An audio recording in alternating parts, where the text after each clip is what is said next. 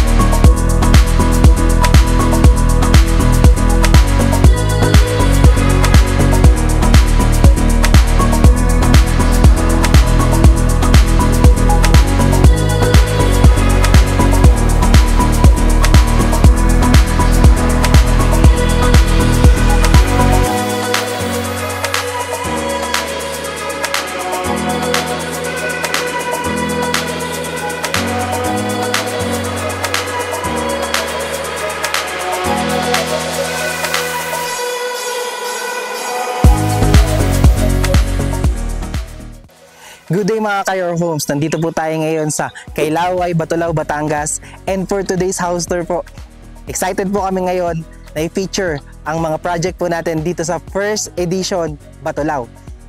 Pero bago po natin ito tignan, first, please make sure to subscribe sa aming YouTube channel and i-click nyo na rin po yung notification bell para whenever na mag-upload po kami ng panibagong mga YouTube house tours, maging updated po kayo dito at kayo po yung mga unang makakita.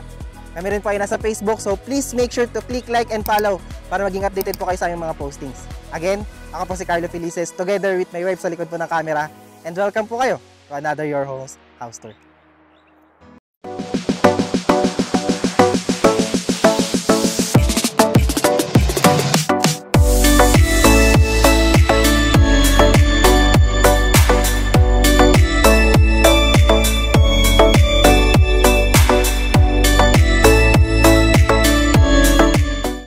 Si first edition Batulao po natin ay meron po sa volume 1 na 14 hectares. Meron po tayong mga available units dyan.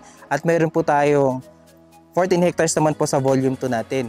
So ang ating project po, again, ay nabanggit ko kanina na nasa halos boundary lang po ng Tagaytay at ng Batangas. Kaya po napakalamig po ng simoy ng hangin dito. Actually ngayon, tanghaling tapat pero malamig pa rin po. Kompleto po ang ating amenities dyan. Meron po tayong playground, may basketball court po tayo. May swimming pool po tayo, meron po tayong outdoor cinema, at marami pang iba. Napaka-secure po ng ating subdivision, 24/7 po ang ating mga guard. At kung kayo po ay naghahanap ng project na talagang napakaganda at aliwalas sa ating mga mata dahil napakaganda rin po ng mga design dito, i-check nyo na po ito. Meron po tayong iba't ibang model unit po dito. Nandyan po si Corinne, si Christy, si Charles, at the same time po si Cartland. Ito po si ating Cartland 54. Pero bago po natin yan tignan, lahat po ng unit po natin dito sa first edition Batulao ay complete na po ang pagkaka-turnover. Pag sinabi po natin complete, may tiles na po yan, may partition po yan for 3 bedrooms sa second floor, fully painted ang buong bahay. Kasama po, mapapansin nyo yung ating gate at fences dyan sa turnover natin. So less na lang po ang ating pagagawa. Yung atin pong si Cartland po, meron siyang lot area po na 88 square meter, kaya napakalaki po niyan. And at the same time, meron po tayong floor area na 54 square meter. So marami po kayong magagawa sa space ng inyong bahay. In case po dahil malaki po ang ating lot area, marami po tayong pwedeng gawing extension at renovation sa ating unit para mas ma-maximize po natin ang space. Pag-usapan po natin yan habang in-house tour po natin ito. So ngayon, modern na po ang pagkakadesign natin ng ating mga bahay. Meron na po tayo naka-ready na 3 bedrooms sa second floor po natin. Meron po tayong 2 toilet and baths, isa sa ground floor at isa sa second floor. Meron po tayong living area, may dining area. Meron po tayong space para sa service area natin sa labas. May kitchen area po tayo. Meron po tayong space para sa ating parking. Actually, kung di nyo po balak gawan dun sa likod, kasyang-kasya po dyan kahit 2 sasakyan. So yun naman po yung kagandahan ng unit ito. So ano pang hinihintay natin? Tignan natin ang ating unit na si Cartland. So ngayon, mapapansin nyo po, ito po ang ating pagkakadesign ng bahay. Modern Asian na po ang kanilang team.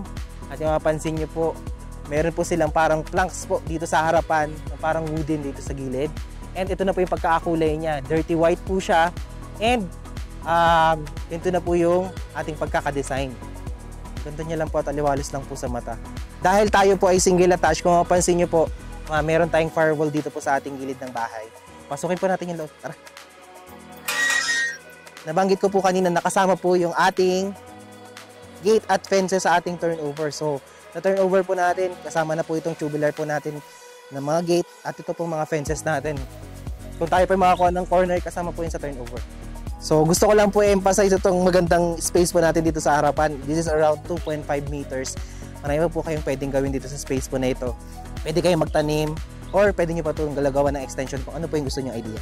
Anyway, this is the space natin sa harapan. Ito naman po yung ating parking space. Ang turnover nga lang po natin ito ay soil lang po. Kasya po dito dalawang sasakyan. Kung mapansin nyo po dito, ang laki ng space niya, no? Napakasulit at napakaganda. So, ikutin po natin yung mismo dito sa likod para makita lang po natin yung ating paligid ng property. So, ito naman po yung ating setback sa likod. This is 2.5 meters pa rin, kaya napakalaki. Kung gusto nyo po yan paglagyan ng extension, pwede po yan. Imagine niyo na lang po yung magagawa natin dito sa space na to. At meron tayong access po dito ng ating sa service area po na kasi pwede po tayong maglagay dito ng laundry area. So, meron na rin po tayong naka-ready dito na saksakan for our laundry. Ice for our washing machine. So, ngayon, nakita natin itong paligid po ng bahay. Tignan po natin yung loob. Pero bago po natin ito pasukin, kung mapapansin nyo po, pag dito po sa ating entrance, meron na rin po tayo ditong initial na bubong. Kasama na po yung sa turnover. And at the same time, ang ating pintuan, metal flush door na rin po ito kaya napakatibay. At double lock set na rin po ito sa ating turnover. So, tara! Ayan, pagkapasok po natin, makikita po natin yung ganda po ng bahay. Pero, before po natin i-tour, nabanggit ko po kanina na tayo ay complete ang pagkaka-turnover. So, just imagine po na wala po itong mga furnitures, at mga appliances, yun na po ang pagkaka-turnover natin sa bahay. Maliban po sa mga minimal po na medyo in-improve nila dito sa bahay. Yun na po ang i-expect natin sa ating turnover. So, meron na po itong tiles, fully painted po ang mga walls, ceiling. Yung ating ceiling po, yung mga ilaw po, ganyan na po ang ating pagkakalagay niyan. And at the same time po, yung ating hagdan, yung flanks po dyan sa ating tapakan, yan na po ang pagkaka-turnover. So, this is the space for our living area. So, what they did here is, naglagay lang po sila ng sofa dito. Medyo minimal yung pagkakadesign. Pero na-maximize po nila yung ating space. At the same time po, naglagay po sila dito ng TV natin. So, pwede natin itong gayahing idea na to. Sa likod po niyan, ito lang po, gusto ko lang po i-emphasize na nandito po yung ating bintana. Yan, no? Dahil tayo po ay single attach, tatlong side po ng ating bahay, may mga bintana po yan. Kaya napakaganda po ng pagpasukan niya ng hangin at saka ng liwanag. So, at the same time po, dahil Tagaytay climate na rin po tayo, pagdating po dito ng mga bare months, baka hindi nyo na po kailangan mag-aircon. Buksan nyo na lang yung mga bintana. Ang lamig na po na simay ng hangin. So, actually, nagpapagpa nga po dito sa area na po na to. Dito tayo, ito naman po ang ating space for the dining area. Napapansin nyo po, naglagay sila ng 4-seater na dining table. Pwede nyo po itong gayahin. At meron din tayo ditong bintana. So, tinakpan lang po nila. So, this side naman po, ang ating kitchen area. And as you can see po, ito lang po ay naka-tiles po yan. Kitchen sink. Ginawa po nila dito, naglagay sila ng cabinet dyan. Kagandahan po sa ating hugasan or yung ating kitchen. Meron po tayong bintana rito. So, meron natural light pag tayo po ay naghuhugas ng mga pinggan. So, dito po nilagay nila yung kanilang refrigerator. Napaka-minimalist lang ng kanilang ginawa. Katabi po ng ating kitchen, we will see yung access po natin dito po sa ating service area na pinunta natin kanina. So, bakal na rin po ang ating pintuan dyan. Kaya napakaganda po at napaka-safe na rin po para sa ating family. Dito po, sa side po na ito, makikita rin po natin yung ating first toilet and bath. And as we can see po, ito lang po ay may tiles po na mga white. So, yun lang po ang turnover nito. Pero kung gusto niyo siya mas pagandahin, pwede naman po yan. Pero ang ating mga shower, ang toilet, at saka lavatory, yan na po yung pagkaka-turnover natin yan. Fully painted po ito. And at the same time po, yan na rin po yung ating pagkaka-turnover. May ceiling na rin po yan. At may ventilation po dito tayo na owning na bintana. So this is the first toilet and bath. At kung mapapansin po natin, sa ilalim po ng hagdan, naglagay po sila ng parang hidden na storage. Kasi pansinin nyo po, hindi siya halata na meron po storage dyan. Buksan natin. So ayan, meron pa tayong storage dito. Isa pong kagandahan na marami kayong storage sa bahay. Yung mga gamit po na hindi nyo madalas ginagamit, pwede nyo po siyang may tago at nagiging mas spacious po yung itsura ng inyong bahay. So, at hindi po siya makalat. So ngayon, nakita po natin yung ating ground floor. Itignan po natin yung second floor. Pero bago po natin yan tignan, gusto ko lang po emphasize po na ito pong ating hagdan. Naka-flanks na po yan. At meron po tayong tubular dito na medyo patibay-tibay na lang po nila ito. Ito na po yung pagkaka-turn over natin. Akitin po natin ang taas. So, ayan. Dito po, kung mapansin din po natin, may bintana pa rin po tayo dito sa ating pag-akit po ng hagdan para meron po tayong natural light pag tayo pa yung umakyat. So, pag umaga naman po, hindi nyo naman kailangan magbukas ng ilaw para umakyat po ng hagdan. Maliwanag na po yan. So, ngayon, meron po tayong free up space po dito. Pwede nyo pong gawan yan ng design. Lagyan ng family pictures. Marami pang iba. Ngayon, pagkakit po natin sa second floor, mapapansin po natin ang asahig. Meron na po tayo dito mga vinyl na wooden planks. Kasama na po yun sa turnover po natin.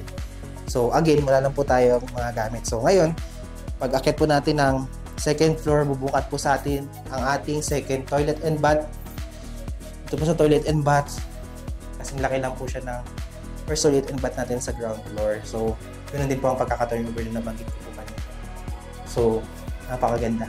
At the same time po, dito po bubungat sa atin ang ating first bedroom. Pero ang ginawa po nilang idea sa first bedroom nila is naglagay po sila ng parang office area.